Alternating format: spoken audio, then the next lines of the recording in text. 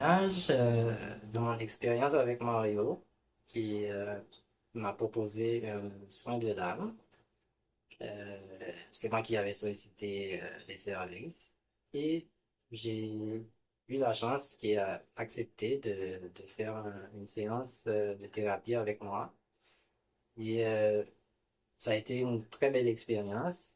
Déjà, sur le moment que je l'ai vécu, j'ai vécu une expérience inattendue euh, qui ressemble pas vraiment à aucune expérience que j'avais vécue avant et qui m'a comme ouvert les yeux, je pourrais dire, sur des choses que j'avais l'habitude d'entendre, d'écouter, mais que j'ai pu vivre comme intuitivement et dans mon corps, je dirais, et dans mon âme aussi, avec des émotions fortes.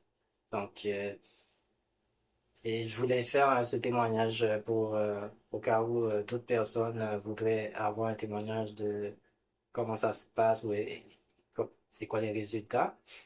Moi, personnellement, j'avais toujours des soucis dans mes relations personnelles, surtout au niveau familial. Et j'avais expliqué à Mario et plus ou moins en détail c'était quoi, puis il a pu m'aider à prendre conscience, je dirais, de ma part de responsabilité dans ces problèmes familiaux-là.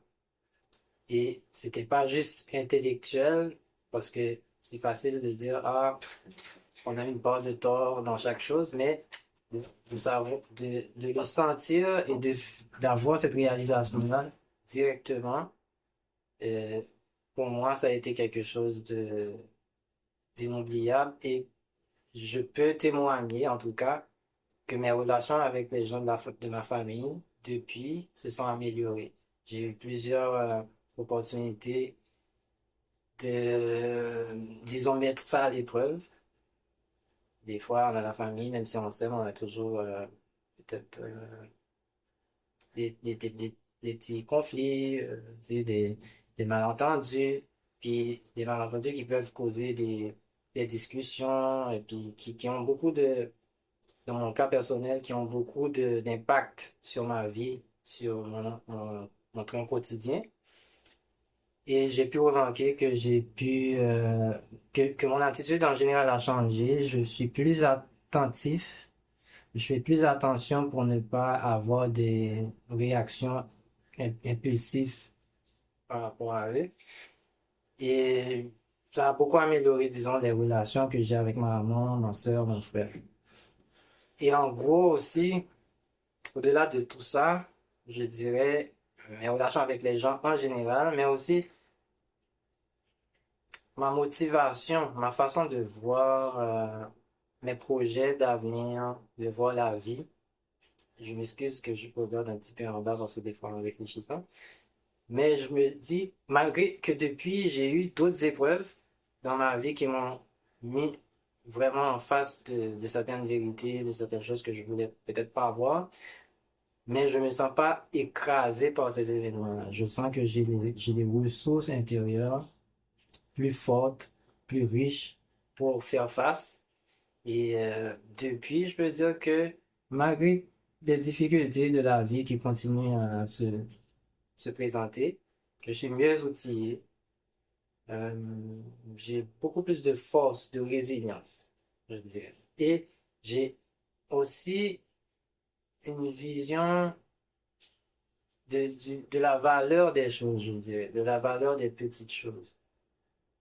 Bon, ça peut paraître des beaux mots, mais c'est mon expérience et je voudrais le partager avec vous autres qui aurez la chance peut-être de bénéficier des soins de Mario.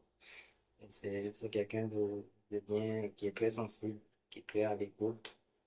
Et juste ça, je pense que ça fait que ça vaut la peine.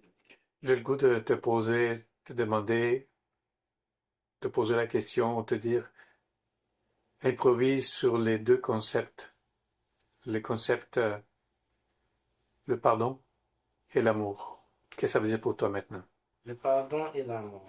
Bon, le pardon et l'amour, c'est vraiment, ben, c'est deux concepts qui marchent bien ensemble parce que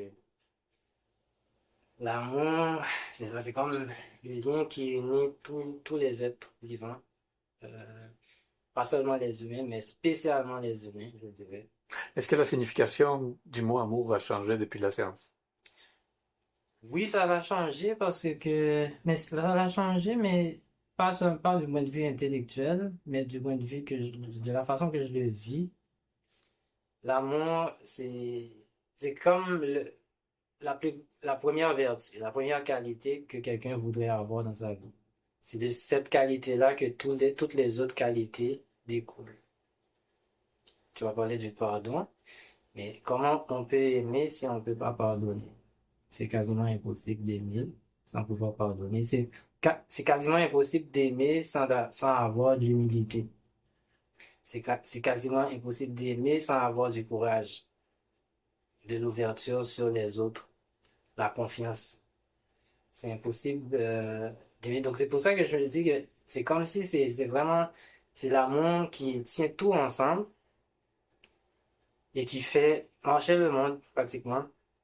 Puis nous, humains, on a ce don-là de pouvoir aimer, de pouvoir pardonner, de pouvoir dépasser les conflits, les différences. Mais il y a tellement de belles choses qu'on pourrait dire sur l'amour. Des fois, faut pas juste les dire, faut le vivre pour le comprendre. Ouais, c'est surtout ça, parce que je sais qu'on peut lire plein de livres sur l'amour, plein de livres sur le pardon, mais Mais il n'y a rien qui est ça. Oui, moi, je continue. suis un témoignage vivant de ça parce que je lis beaucoup. Je lis beaucoup sur des belles idées et tout. Ça m'inspire, je veux être tout ça. Mais très souvent, je suis pas tout ça. Je veux pas dire que je suis le contraire, mais je suis rarement à la hauteur de ces belles idées-là. Donc, d'où l'importance d'un soin de l'âme, justement, parce que on peut le vivre. Puis il y a des gens qui n'ont jamais ouvert un grand livre, puis qui le vivent chaque jour. Tu sais. Donc, des fois, si on voit qu'on manque d'amour, mais il faut demander de l'aide, parce que il faut pas considérer ça comme c'est un état normal. Ah non, mais tout le monde est comme ça. Non, tout le monde n'est pas nécessairement comme ça. Il y a des gens qui savent aimer, qui aiment concrètement. Puis si toi, tu vois que tu as cet idéal-là dans le cœur, puis tu n'arrives pas à le vivre, mais savoir qu'il y a du monde qui le vivent et qui peuvent nous aider à le vivre aussi, c'est important. Donc, c'est ça. Il y a plein d'autres choses. Tu es content d'avoir ouvert ton cœur. Oui, beaucoup parce que, bon, tout le monde a, la vie, tout le monde a peur de toutes sortes de choses. On a peur des gens, on a peur de ci, on a peur de ça. Puis on se laisse emporter par cette peur-là. Puis ça nous durcit le cœur. Ça Mhm. nous durcit le cœur.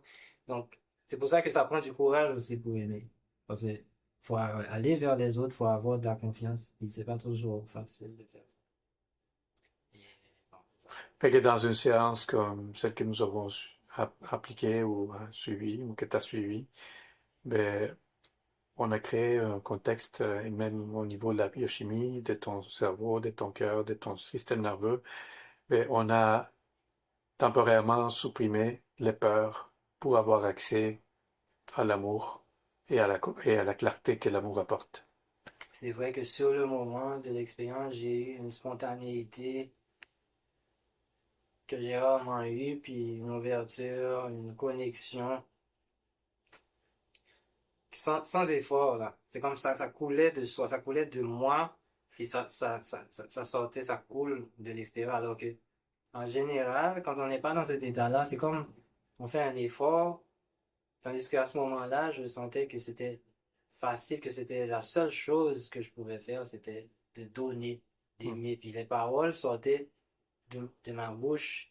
Je pense que moi, je pouvais pas me voir, mais m'entendais parler.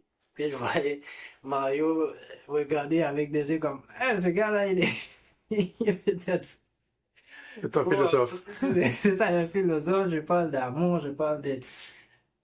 Alors, on a discuté de plusieurs choses, là, mais j'avais aucune barrière à ce moment-là. Puis, j'avais tellement d'amour dans le cœur que je m'étais même pas dit que peut-être que c'est des choses que je disais, est-ce qu'elles étaient bonnes ou pas. Mais je pense que Mario était averti aussi Mhm.